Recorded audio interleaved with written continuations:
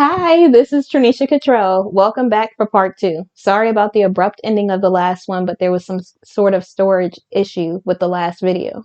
So I had to stop and then redo my storage and, do a couple things with memory and things like that, and then hop back on.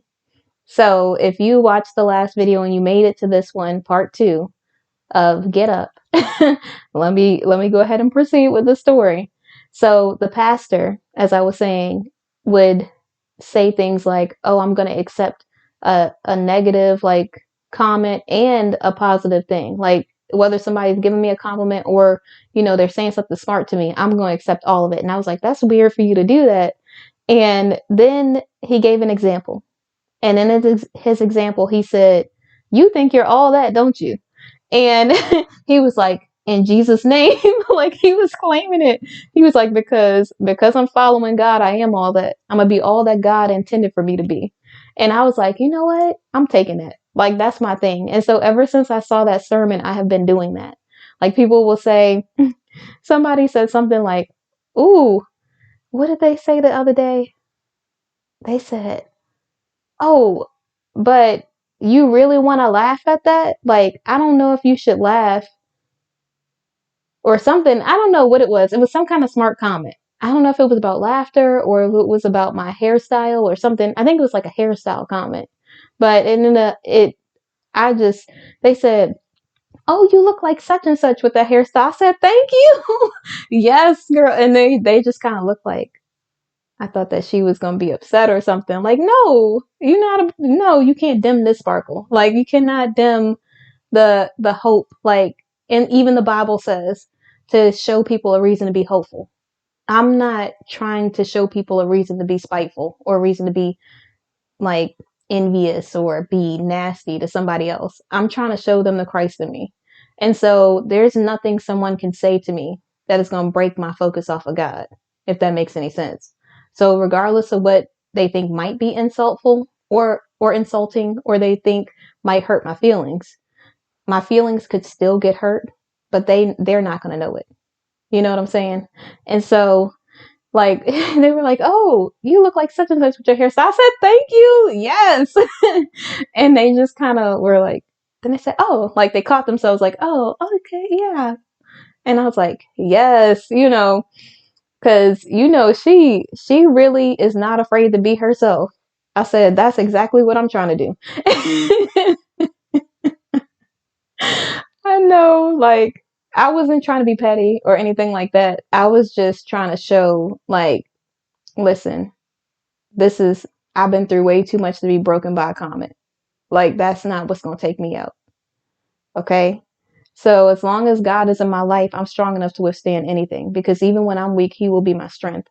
And so, I only say that because I know sometimes it's heartbreaking to hear certain people say stuff to you, especially people that you think have your back or whatever else. And sometimes you have to really check yourself because sometimes things aren't negative and you just kind of get really offended by things for no reason. I mean, for your own reason. Let's not say for no reason because it could be that comment something you heard your whole life and all of a sudden this person says it and it's like digging into the old scab or the old wound instead of you being able to heal from that thing. So whenever someone says something to you and you don't like it, or they say something to you like, "Oh, you think you all that?" Accept it. Accept it. Acknowledge it. Allow it to be that thing that blesses you. Because people will say things like, "Oh, you driving around that car like it's such and such." I'm gonna drive around this car and every hoopty I drive until I get the car that you just blessed me with. Like, thank you. And I mean, you really gotta be on it. You really have to be focused on God because it's not gonna benefit you to say it might seem like it's temporarily satisfact it's satisfying you temporarily. It's something that is like an instant gratification, but it's not something that will last. And even though you feel like you responding to this comment is going to help you, it's not. It's only going to hurt you. Because while they move on with their life, you're going to still be replaying in your mind the thing that they said to you over and over again. And what you could have said back that could have been better than the last thing that you said. It's never going to be enough. Because what what is really hard is being graceful. What's really hard is being Christ-like or ladylike in every situation. Am I saying you should be like a something that people walks all over like a doormat or something? Absolutely not. What I'm saying is handle yourself with grace. Make sure you have a gentle confidence about yourself, that you really are not just trying to be confident on the outside. Like, yes, you could do a 3-step skincare program and your hair could look flawless and be shiny and your curls could be bouncing. Your skin could be smooth and soft and, you could wear like all of these nice outfits. But what are you doing on the inside of you? Are you really allowing God to touch your soul? Are you allowing the Bible to penetrate your heart and your soul and your spirit so that you could be as beautiful on the inside as you are on the outside? Are you allowing a therapist to go in to help you deal with childhood trauma or any previous relationships that you've had in your life, whether it's with a family member, a friend, or a romantic partner? Are you really doing the work on the inside of you, as much work as you're doing on the outside? Because yes, you look nice with your eyebrows getting microbladed or your one-to-one lashes that you have and your expensive perfume. But unless you do the real inner work, you will never be able to profit the way that God intended you to. He can't add love and peace and joy to your life if you're still holding on to toxicity, if you're still holding on to hate and cruelty and anger and all of the things that you will not need in the next level of your life. God can't allow people to invite you to events if you're going to snap on everyone, or if you're going to be angry, or if every time you don't get an award, you're going to be jealous of somebody else. You really, in the book Killing Comparison, it talks about how you could serve or help somebody when they get something that you think you want. And you do this because it shows God that you're gracious. It shows God that regardless, you're going to be humble. Regardless, you are still going to stay focused on Him and you're not going to be preoccupied or distracted by the things of the world. You're going to stay focused on being God. You're going to stay focused on being Christ-like. And in order to do that, you have to be willing to overlook whatever negative emotion it is that you think you're feeling. When someone gets an award that you want, you need to help them. You need to say, I'm so happy for you. You need to acknowledge the fact that they did whatever they did to get the award and that your time is coming. When someone gets a promotion at work, instead of thinking, oh, I was up all late at night every single night and this person got the promotion. I don't know why she got it. She calls out every Friday because she want to have a 3-day weekend every week. It doesn't matter what she does. You need to stay focused on you. I know it sucks that you didn't get the promotion, but if that promotion was for you, you would have gotten it. Do not go sabotaging that person's job because you want their position, because the next person that comes behind you is going to do the same thing that you're doing to that person. So you really have to handle it with grace. You have to pray it forward, like the book Killing Comparison says. Pray for the person. Pray that God takes the jealousy, envy, or whatever it is that you have in your heart off of you so that you could really help the other person, so that you could be in a good spirit, so that when God blesses you with stuff, when other people feel like you do, it will not be like you have to look over your shoulder or constantly be trying to wait for the next person to like come behind you and take something away from you. When you stay focused on God, everything that's for you is for you. So when the next promotion comes up, or let's say this person got this promotion, with you having a positive attitude and you helping this person, that person who's ahead of them might see you helping that person and give you an even higher position. Or you might have the assistant manager, general manager, director's job. You never know. That's why you have to be careful how you treat people, because you don't know when you might need them. You really don't. That's why, and this is going to sound real selfish, and I don't mean it from a selfish place. I mean it from a Christ-like place. When I'm at work or wherever else, whether it's the janitor, the CEO, the person pumping gas, the person in the mechanic shop, the person in a suit and tie, whoever it is, I treat all of those people exactly the same way. Because that janitor might be my manager one day. That janitor might be the person who gives me an invitation to some sort of building where I could help other women in the future. That CEO might retire from that position and work with other churches and might say, hey, I remember the type of spirit that you had. I need you to come to this building to talk, or something else. Like, you never know who God is going to use to bless your life. And instead of being envious or spiteful or jealous or being hateful towards someone else, because of the spirit that you're showing, because you're being Christ-like, God will open so many more doors for you than he would if you have that hate on your spirit, if you have that negativeness on you. It's going to be really hard to receive your blessings when you're holding yourself back. So I'm not going to make this too long because this is part 2. And I know usually they go on and it's like a longer video, but I have to get up in the morning. I have to stick to my nighttime regimen because I'm trying to get enough rest. That's why you don't see huge bags underneath my eyes, because I have actually been sleeping a little better lately. I don't know how. I've been praying. I've been like, God has blessed some medicine that's out there that is approved by a doctor, that is approved by my doctor, that allowed me to be able to get some actual rest, because I'm the type of person that just likes to think a lot. So I'm always overthinking and I always have ideas and things on my mind. So it gets hard for me to go to sleep. Like, I could literally lay in the bed from 9 to 1 o'clock, just thinking of ideas, just thinking of things over and over again. It could be pitch black in a room. It could be whatever. And my mind will literally be running. I just, I just have no chill in my mind. And so I really have been trying to be more intentional about the type of sleep that I'm getting, making sure that I get 7 to 8 hours every single night, making sure that I'm taking care of my mind, my body, and my soul, making sure I'm reading the Bible when it comes to my soul, making sure that my mind is being stimulated by learning new things, whether it's taking a course or learning new things at work, techniques, so that I can be better at my job, making sure that I'm bettering my business, like I'm being intentional with the things that I'm doing, the things I'm investing in, and I'm investing in myself so that I can be a better person, because I am my biggest asset. And when it comes to my body, I always try to make sure that I exercise. I exercise every single day. I know some people think it's extreme, but I do it because it keeps me going. It allows my mind to like process a lot of things that are going on. It releases stimuli. It allows me to release endorphins so that I can become more happy, because endorphins make you happy.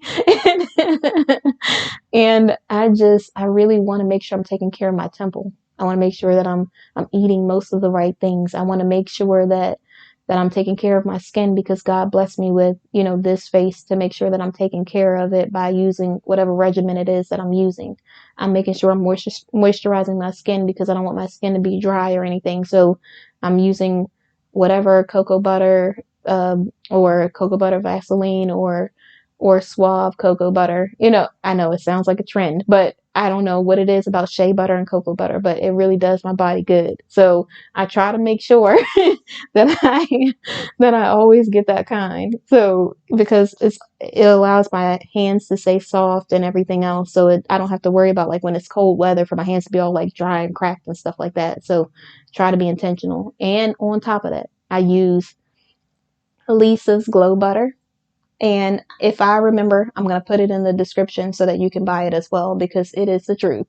Like, for women, if you're like me and during the summertime when you put on those shorts, like you have like the Bermuda shorts, or you got, whatever it is, and you're moisturizing your skin, literally it is the glow. Like, it's good. Because I use Vaseline anyway. So I use Vaseline and lotion every single day. But I only use Vaseline on like rougher area. I don't want to say rough, because every area is soft, but like I use it for like my elbows, I use it for my knees, and then my feet. And sometimes I'll use like this, I don't know what it's called, but it's like a little jar that I use for my feet, because I want to make sure my feet stay soft.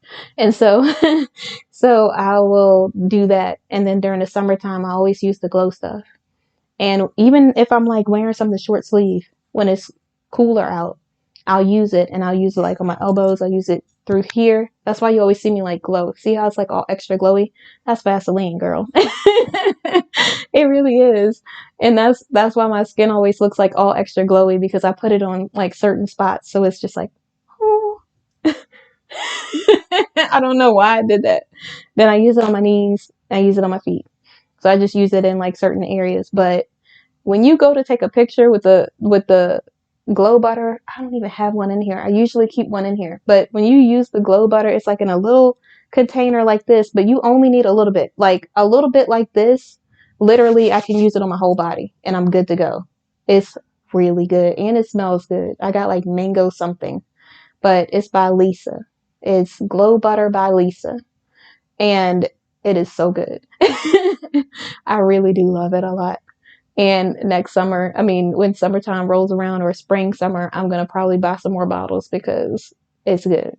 And so that's what I do to take care of my body. I'm exercising, I'm moisturizing, I'm making sure that I'm not just putting like harsh chemicals or like eating or putting anything into my body that's like breaking my body down. I want to make sure I'm intentional with what it is that I'm feeding me, that I'm feeding my insides, as well as what's going on the outside of my body. Like, I think that's why my hair looks a lot healthier because I try to drink plenty of water and I do like water in the morning and water in the afternoon or something like that. And usually I should be drinking way more water than that.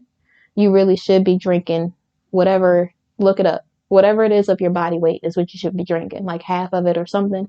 But most people, like I am, however many pounds I am, which I'm not ashamed of, but it fluctuates. So I'm always between like 133 and 140 or something like that. Like I range between this, like usually it's 5 pounds. I usually don't go to 140. Usually I'm at like 139, 130, 34, something like that. It's like I always stay between that weight. And so when I get 140, like the only thing that happens is the legs just get thicker.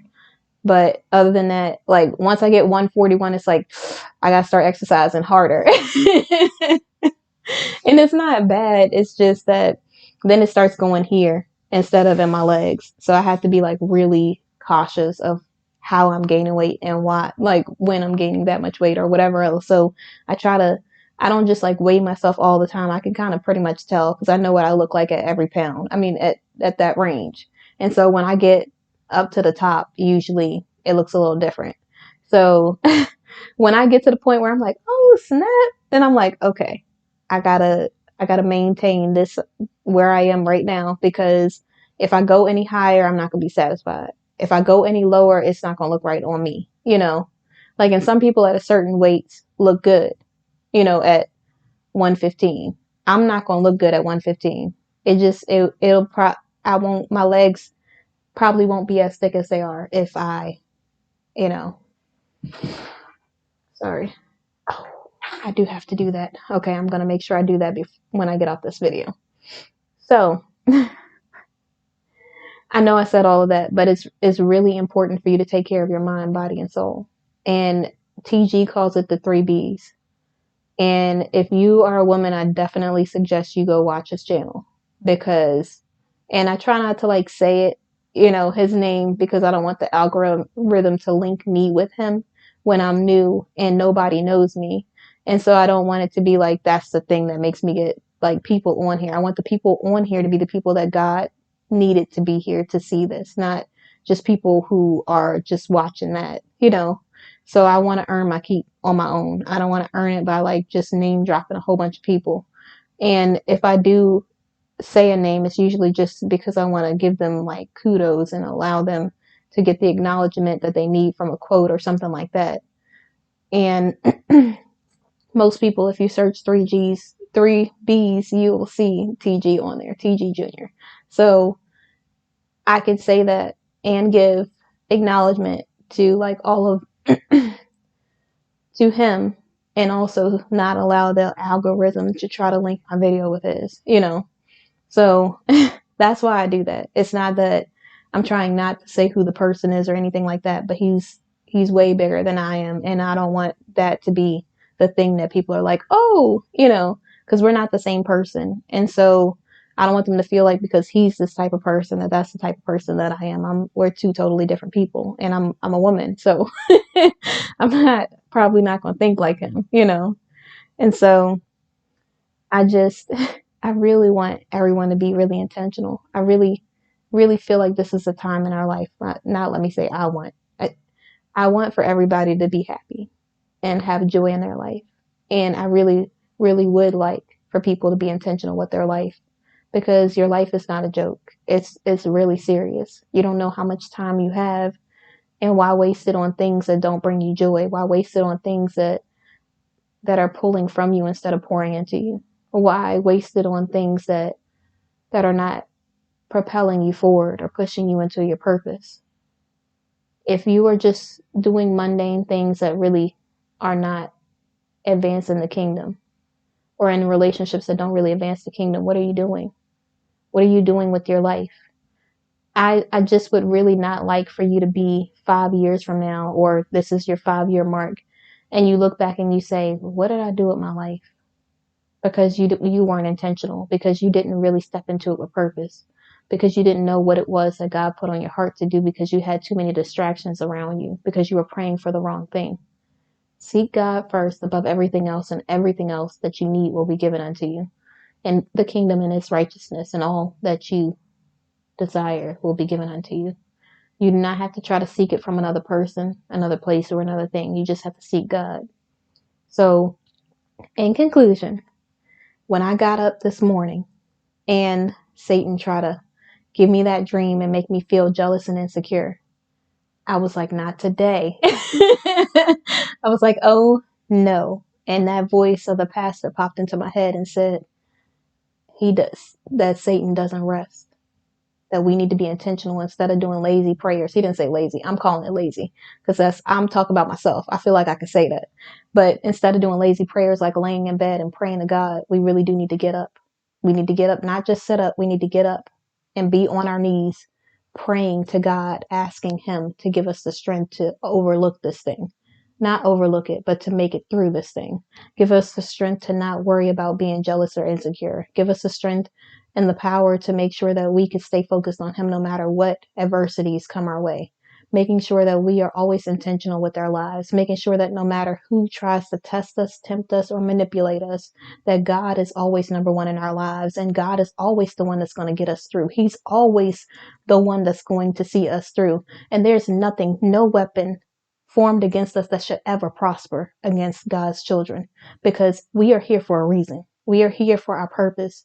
And the sooner that we start seeking God, the sooner that we start praying, even for the small things, nothing that comes against us could ever defeat us. It's already a fixed fight. We already won. I'm not going to sing the song, but you know what I mean. And I'm serious, because with God, anything is possible. Sometimes we doubt ourselves because that's what the adversary wants. When we get that thought and we start thinking all these negative things, that's the adversary. When we start to feel down on ourselves, or we feel like there's no way, we don't see how, that's the adversary. Everything that is against us, that is stopping us from being able to reap the benefits of God, is the adversary. We need to start believing in ourselves. We need to stop being lazy in our faith. We need to stop being lazy in our lives and be intentional, because we don't know how much time we have. And when God tells us to get up, we need to get up.